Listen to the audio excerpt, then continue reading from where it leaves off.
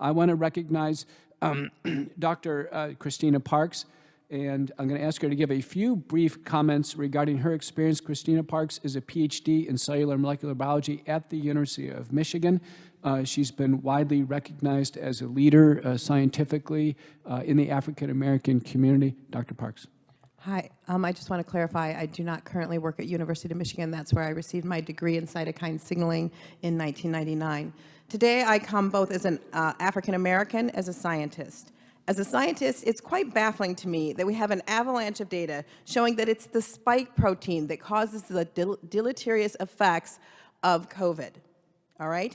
So, but we don't see any problem with putting genetic material into the cells of our body that tell it to make tons and tons of spike protein, right? We're not adding a little bit like a traditional vaccine and then having your body make an antibody response. We've decided, let's just make the body just make tons of the spike protein. And we know that the spike protein is toxic. The Ginsha lab at Georgetown showed the spike protein signals through the ACE2 receptor, which usually doesn't signal at all, and that leads to pulmonary hypertension. This is causing inflammation.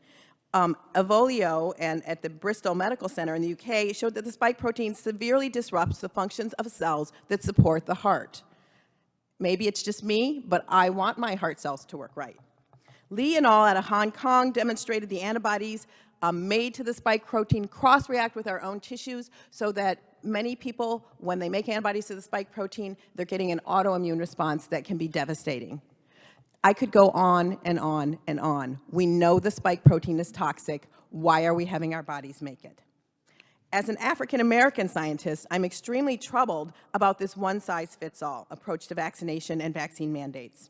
There is now a growing body of data showing that people of African descent respond more vigorously to vaccines containing RNA viruses and may need a lower dose. This is Gregory Poland's work out of the Mayo Clinic.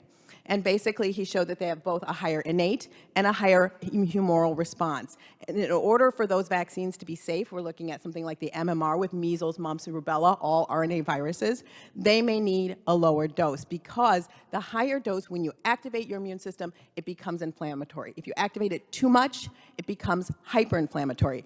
If you lack vitamin D, which most African Americans are deficient in, you cannot shut down that inflammation. So this is something that we should have been looking at, and we're not looking at. We have decided to do one size fits all. Dr. Parks, just to keep it on track, and because we're going to get to the vaccines section okay, I'm sorry. in a little bit, but I want your comments just very briefly on African Americans and early treatment, your understanding as a scientist.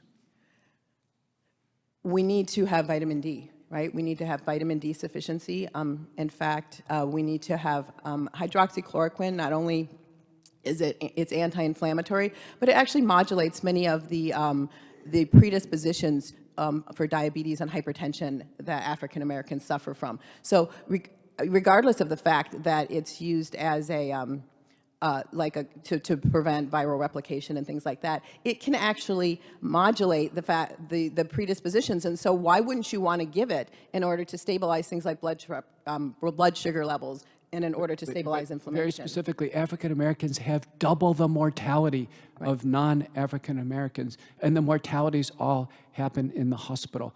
Are African Americans, are they denied early treatment in the community? Well, yes, they are. My dad just died. Right? He died Friday. Couldn't get a test, couldn't get monoclonal antibodies. We treated him at home. Unfortunately, we had an oxygen machine that didn't work. So his blood saturation went down to the point where he was incoherent.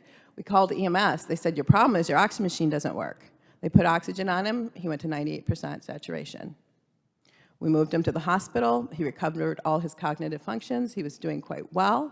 But he was no longer getting medications that reduce his inflammation. He was no longer getting medications that blocked the histamine response. He was no longer getting the medications that he needed, and he was no longer getting lung steroids. And he just declined and declined and declined until he passed away on Friday. And I say he passed away from lack of appropriate care. Yeah, thank you. Did you have no right to insist that your father was treated as a practicing physician? I'm not a physician. I'm a PhD. Oh, okay, I'm sorry. So, but you had no right as a family member No, they said insist these that- are our that- protocols, and this is all we'll do. I mean, we asked for those things specifically. In my father's case, things went fairly quickly. First, they told us we'll send him home tomorrow with oxygen. Then they changed their story, and and we asked for particular medications, and they said those weren't part of their protocol. They could not give them to us. Well, we are deeply sorry, and even more deeply sorry the fact that yours isn't the only story I've heard like that. I've heard countless stories. But Dr. McCullough. There may be 800,000 stories like this.